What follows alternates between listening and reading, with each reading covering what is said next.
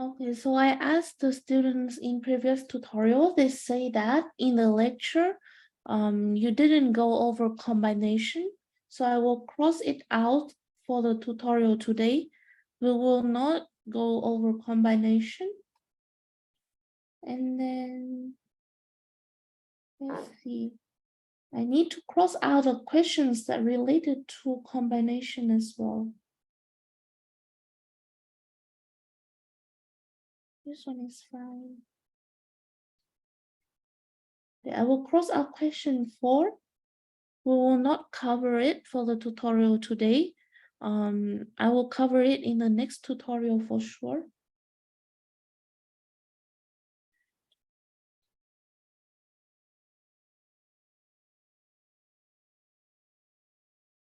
Hopefully that we can get to question 3 because I know that your professor liked this question.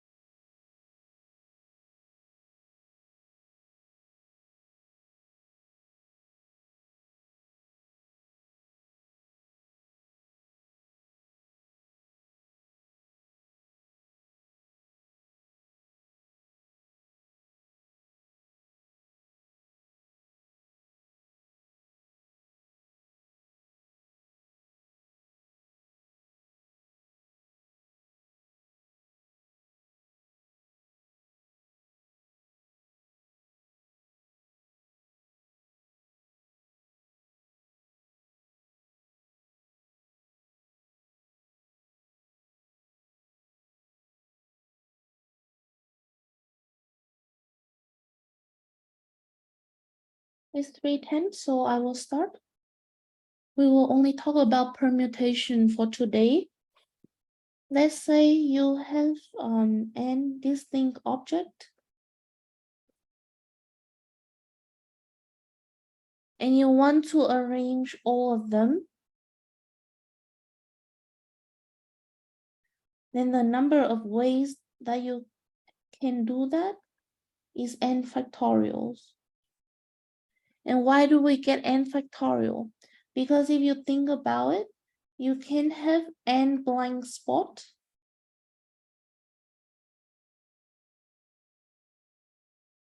And then you start assigning each object to each spot.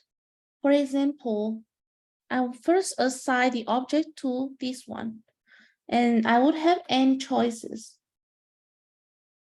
Next, I assign the objects to the second position.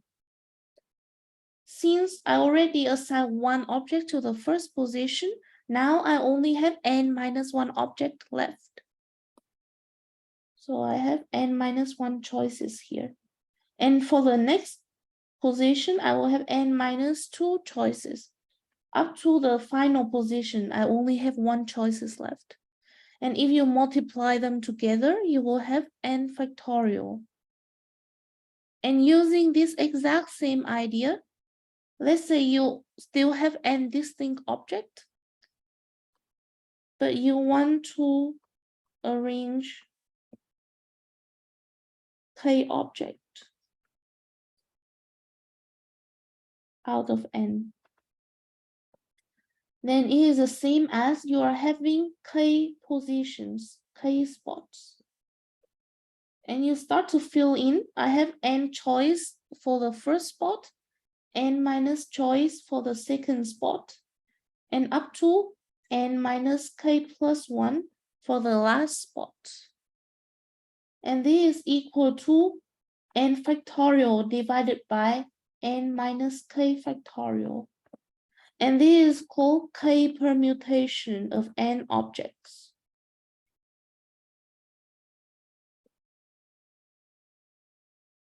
You can stop me at any point if you are confused about anything that I say. If something doesn't make sense, you should stop me. And the word distinct is very important here. Why is that? If we look at the example, let's say we have the word cat, then you can see that there are 3 factorial ways to arrange the letter. So you can have like CTA, ACT, ATC, TCA, or TAC.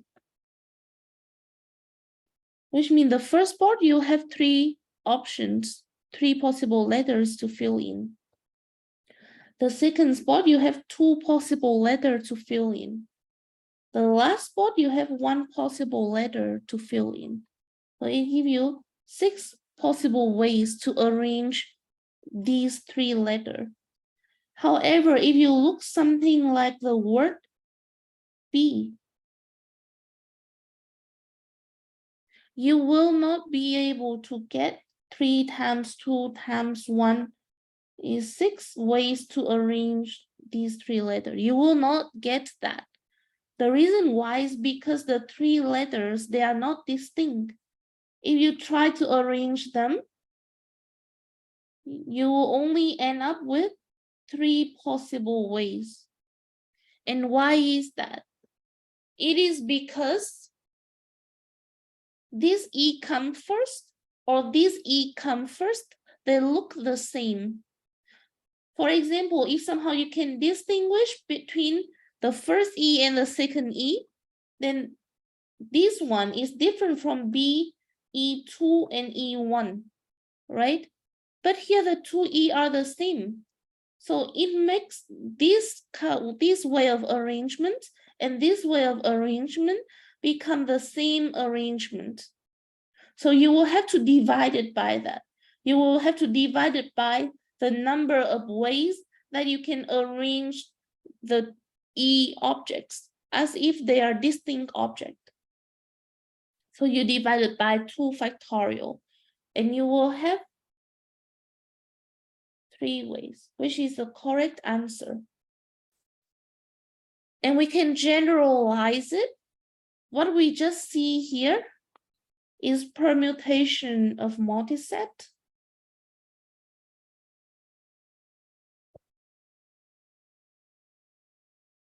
Let's say you have a set S containing n elements in total. And you have k types of objects in the set S. Let's say type 1, you have n1 objects. Type 2, you have n2 objects. And up to type K, you have nk objects. If you take n1 plus n2 plus nk, you will have n. Because think about a set S having n elements in total. And then you kind of partition it into k different groups. Then if you take the number of elements in each group, adding together, you will have total number of elements in S, which is n. Then we say that the number of ways to arrange objects in S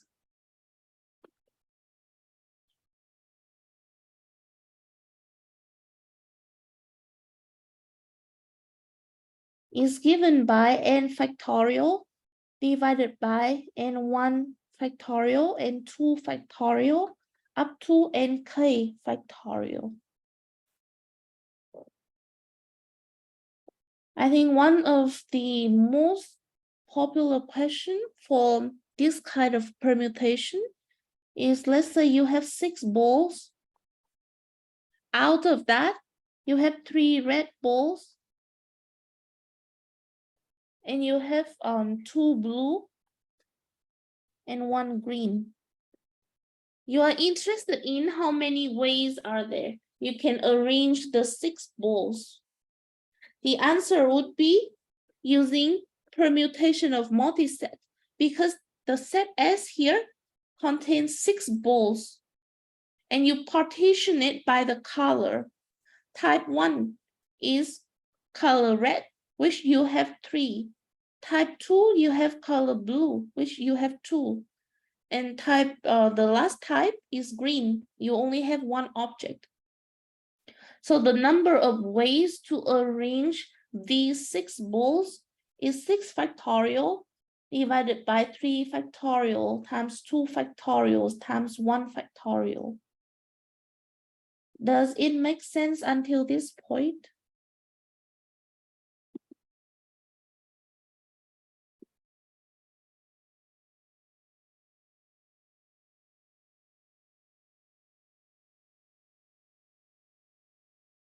Okay, and then I want to make sure that you see that this formula that you're seeing here is nothing like completely new. Because if we come back to the problem where we have n distinct objects, and we are interested in the number of ways to arrange them, to arrange all n distinct objects, then this can also be thought of as a problem of permutation of multiset. Why is that? Because now your set S has n elements in total, and it also has n types in total. Type 1, you only have 1 object. Type 2, you also have only 1 object, because every objects are distinct. Up to type n, you also only have 1 object. Then the total number of ways to arrange object in S is n factorial, which is the total number of elements in S divided by number of elements in each subset. And in the denominator, you will always see 1 factorial times 1 factorial, and it just gives you n factorial. And this agree with the formula that we talked about before. Next tutorial, we will talk about combination, but I do want to start with permutation of multiset again. We will talk about this in the beginning and transition to combination to see how they connect together. Is there any question regarding the review?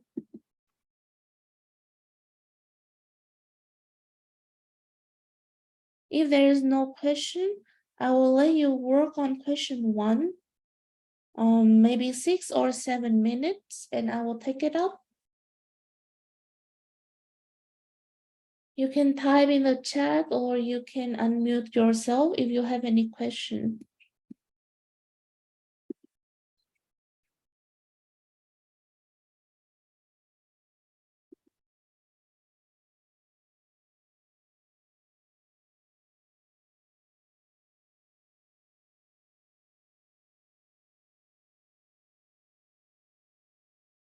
Just one thing, I think in the test, we will specify this, but each of the novel and each of the math book, they are distinguishable. So you can call them as novel 1, novel 2, and novel 3, and they are distinct. Like if you take any 2 novels, you can tell that they are different novels. That's what it means. Similarly, for math, we also have math 1 and math 2.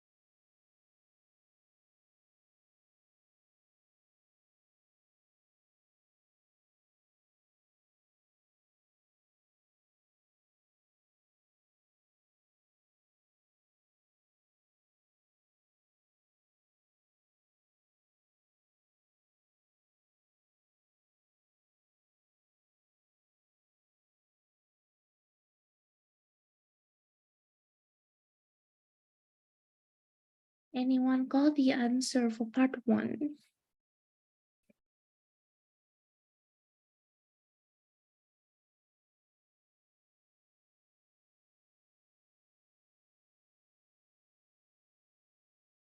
Here you're having 3 distinct novels, 2 distinct math, and 1 chemistry. If there's no restriction, then how many ways that you can arrange them?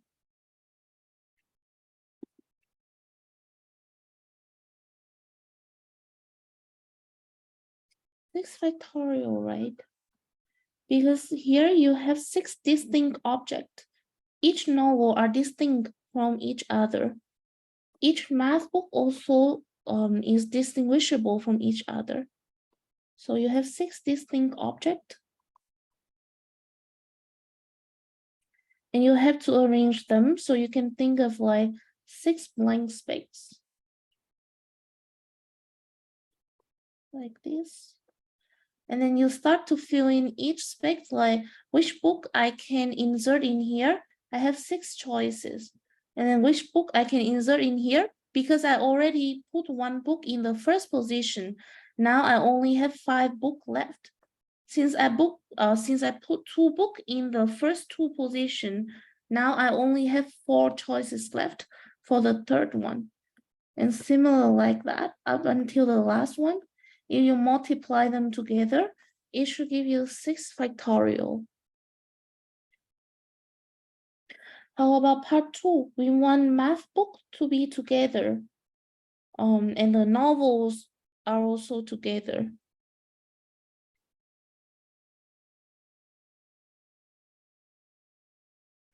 Anyone got the answer for this part?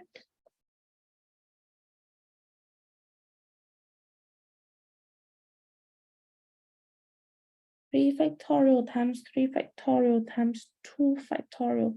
That looks right. So what the student do is you want math book to be together. Just imagine you can somehow magically stick them together like this. And you also want the novel to be together. So somehow you just stick the novel together like this. So you only have 1 chemistry book left. So the first step is you want to arrange the rectangle represent for the group of math books. The oval represent for the group of novels and chemistry. Since they are 3 distinct objects, right? The rectangle, the oval, and C, they are 3 distinct objects. So you have 3 factorial ways to arrange them. And then step 2, within the group of math, you want to arrange the math book.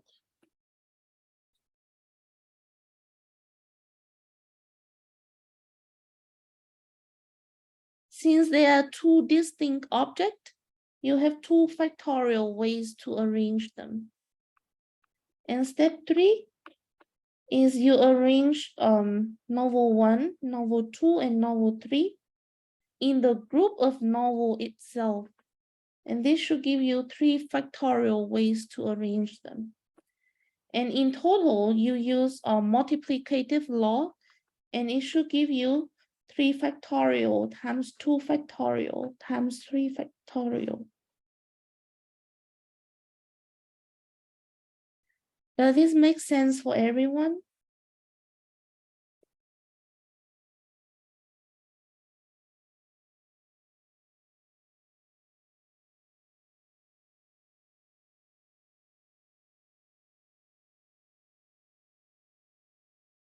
Please stop me if you have any question.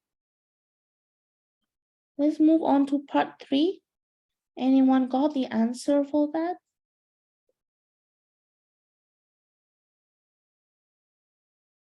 We want the novels to be together, but like the math and chemistry, they can be in any order.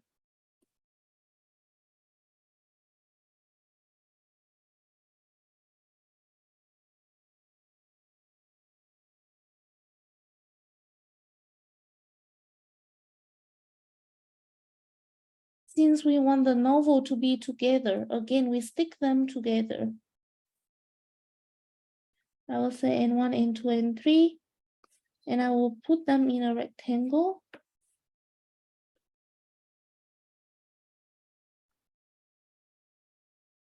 And then math do not need to be together, so I don't need to group them.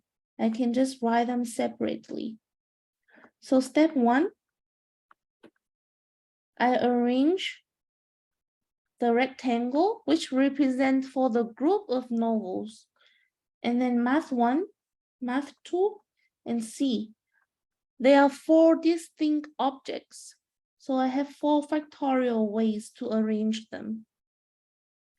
And then step 2 is I arrange the novel within the group of itself.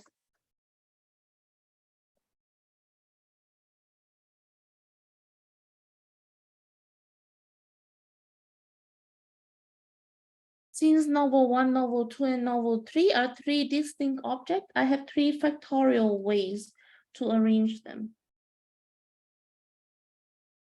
So in total, I would have 4 factorial times 3 factorial ways to arrange the books such that novels are together, but other books can be in any order. Any question about this part?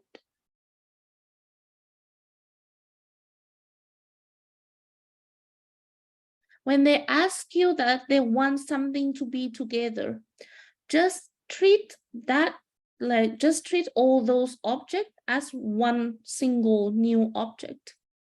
And then you permutate it with any remaining object. Like here, I stick math together. I create a new object called rectangle, and I stick all novel together, call it a new object like the oval. And then I permutate it with the remaining object, which is chemistry book. And then after that, you will permutate within each group, like permutate within the rectangle or within the oval. If there is no question, I will move on to part 4. So here I want the math book to be together, and at least one novel is immediately after another novel. You can try to do it by cases. It is possible, like which novel is immediately after the other one, or like when 2 novels are together, the third one is separate, or all 3 novels together. They both satisfy the condition for part 4. However, another way that you can think about this problem is that if I want math book to be together, then I have 2 situations. I can have math book together and all novels are separate. Or I can have math book together, but at least one novel is after the other novel. Does this make sense? Like how I divide into 2 cases? If you know that the math book are together, there are only 2 possible cases like this. And I want math book together and at least one novel is after the other. Then how do I calculate that? I can calculate that by taking the number of ways that math together, subtract the number of ways that math is together, and all novels are separate. Any question about this step here?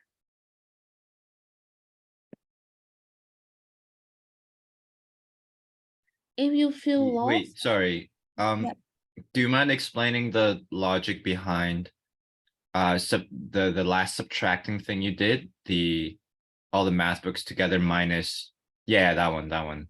Yes, because when you know the math book are together, there can only be two possible situations, right? The first one is that all the novels are separate, like there is something between every novel. Or like the opposite of it is at least one novel is next to each other, or even something like this as well. Does this part make sense? Yeah, I get it now. Thank you. It's kind of like partition. Okay, so first I will calculate the number of ways such that two math books are together.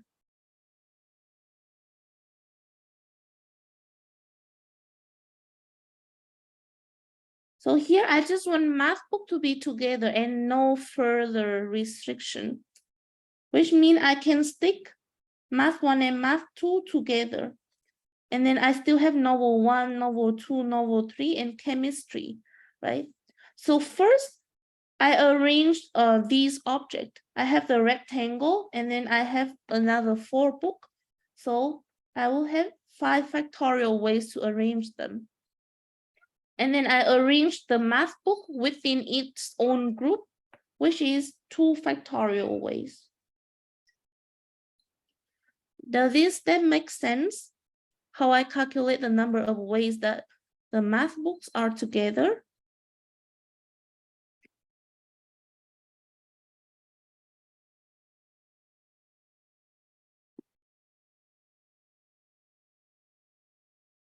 Okay, next I will calculate the number of ways that math books are together and novels are separate.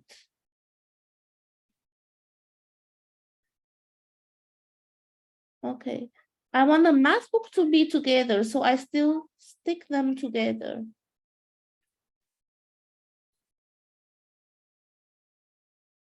However, I want the 3 novels to be separate.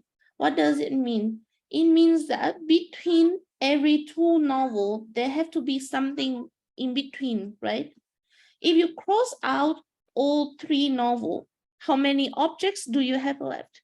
You only have 2 objects left, which means that you have to put the rectangle here and the C here, or you put C here and the rectangle here. So there are only 2 ways to do that. Okay, so first, I arrange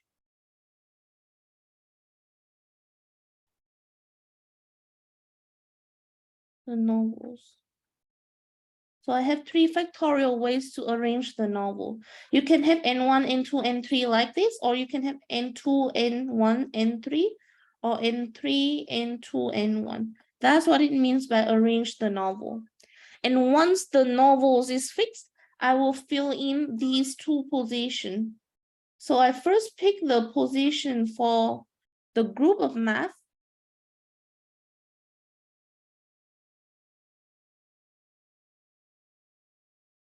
I only have 2 options.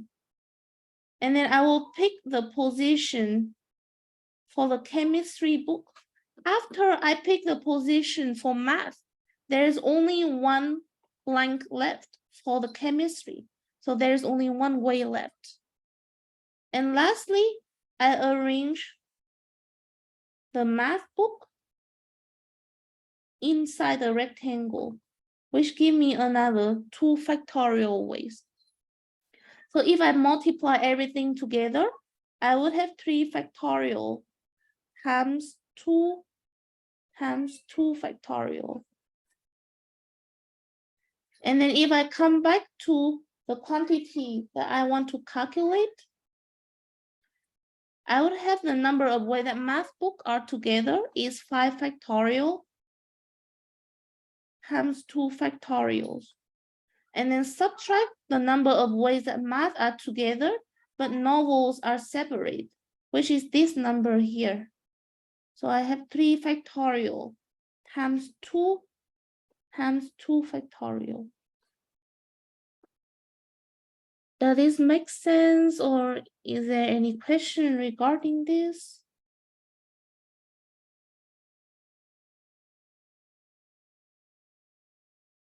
It was in the past test, so the difficulty level is something we expect you to be able to solve by yourself. So make sure that you understood everything here. Sorry, just a quick question. Yeah. So for calculating when M is together Mhm. and N is separate, Yes. why did we include the times 2 there?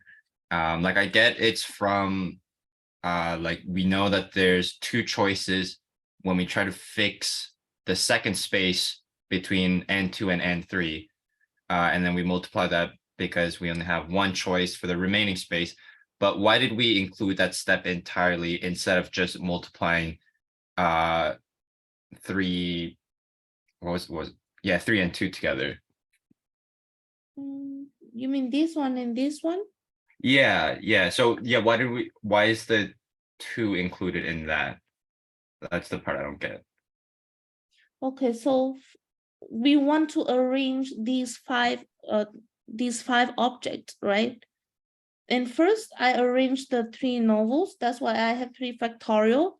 And after I arrange the novel, I need to make sure that between every 2 novel, there is something.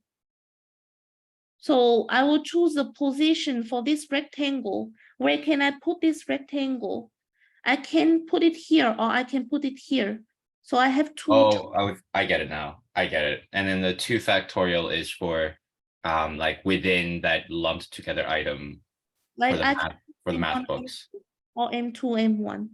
Got it. Okay. Thank you.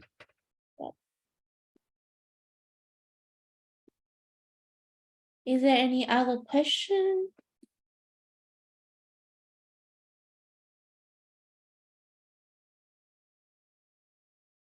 If not, then I will expect you to solve question 3, maybe 6 or 7 minutes.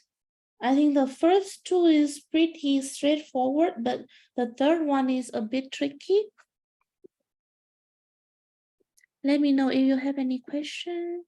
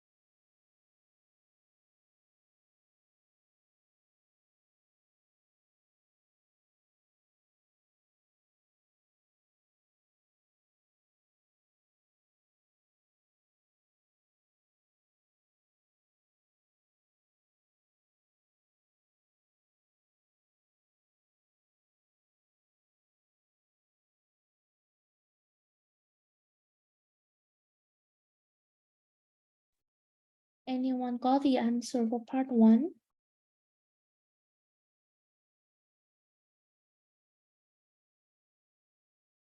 You're having 10 boys, and of course they are distinct because you cannot have 2 persons that are like exactly the same object. Yes, 15 factorial. Because here you have each of the boys are distinguishable from each other, and also the girls, each of them are also distinguishable from each other. So in total, you have 15 distinct objects. So the total number of ways you can arrange 15 distinct objects is 15 factorial. How about part 2? You want that all 10 boys have consecutive rank. 6 factorial, how do you get that? I just grouped all the boys into one item, and that leaves 5 girls, and so that's just 6 items total. Okay, did you forget something? Probably. I don't know. So if we look at the previous example, when we have something together, we arrange everything, right? 1, 2, 3, 4, 5. We have 5 objects. We arrange them, and then we have to arrange the items inside each group as well. I do see another answer, 6 factorial times 10 factorial. Yeah, that looks correct to me. Because here, if you stick all the boys together, put them in one box, then you have 1, 2, 3, 4, 5, 6, 6 distinct objects. And then you arrange within this group, you have 10 distinct boys. So you have 10 factorial ways to arrange them. So this should be the answer.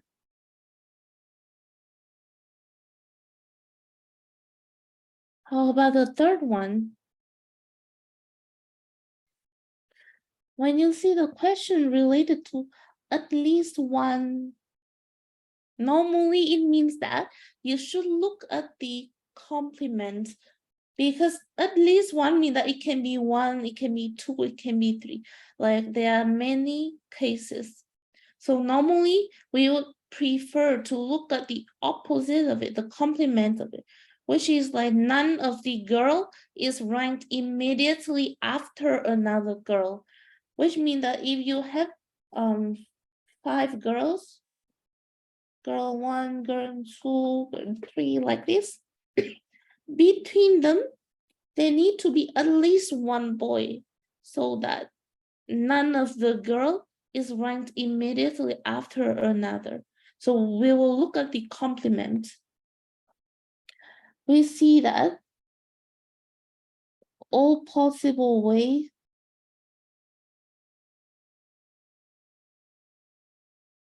of ranking can be partitioned into 2 ways. The first is that none of the girl is ranked immediately after another.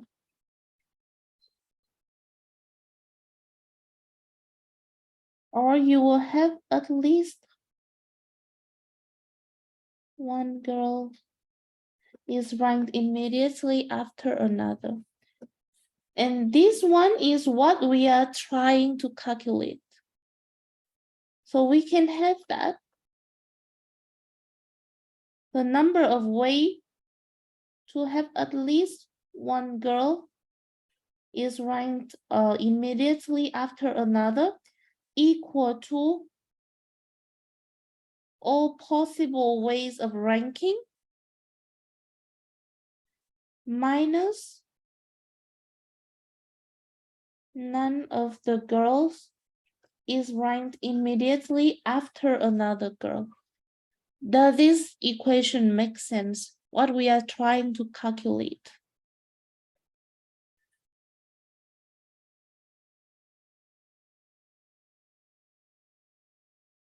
Okay, and thank you. And then we have all possible ways to arrange those students. We already calculated it from part A, right? It is just 15 factorial. The only thing we need to calculate now is the number of ways to arrange such that none of the girls are next to each other. There are alternative solutions for this, but I just present the most simple solution that I think that is most simple here. I can upload another version if that is more intuitive for you.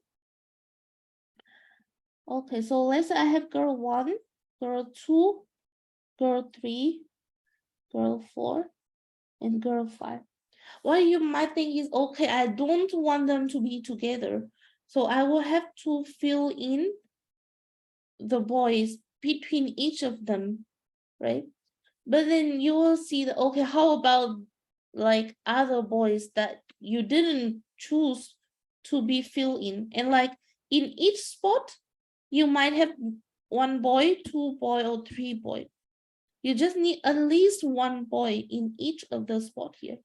And the boys can also be in here and here as well. So it is a more complicated problem if we think of it that way, but it's still possible to solve. So another way that you can think about this problem is that you have boy 1, boy 2, boy 3,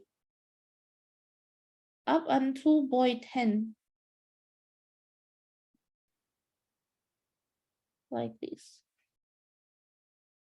And how do we make sure that none of the girls are immediately after another? It means that we will have to put the girl into the position of the vertical bar. Each vertical bar can be corresponded to at most 1 girl. For example, you can put girl 1 here, girl 2 here, girl 3 here, girl 4 here, and then girl 5 somewhere here as well. And then all the other vertical bar is not assigned to any girls, then it just means other boys are consecutive. But if you assign girl 1 to this bar, girl 2 to this bar, it means that you have girl 1 being 1, girl 2, boy 2, something like this. So how would we set up this one? So our first step is that we arrange the boys. We have 10 factorial ways to do that because we have 10 distinct boys. And then step 2, after we choose the position for the boys, like after we arrange the boys, we will try to insert the girls into the vertical bar position. Okay, let's first pick position for girl 1. How many positions are there for girl 1? Girl 1 can go into any of these vertical bar position. You have 10 objects, which means you will have 11 vertical bar in total. If you don't see why, let's say you have only 2 objects, then you will have 3 vertical bar. Basically, like each boy will have 1 vertical bar corresponding to them, except the last boy, they have like a vertical bar behind them as well. That's why you have 11. And the next step is I want to pick the position for girl 2.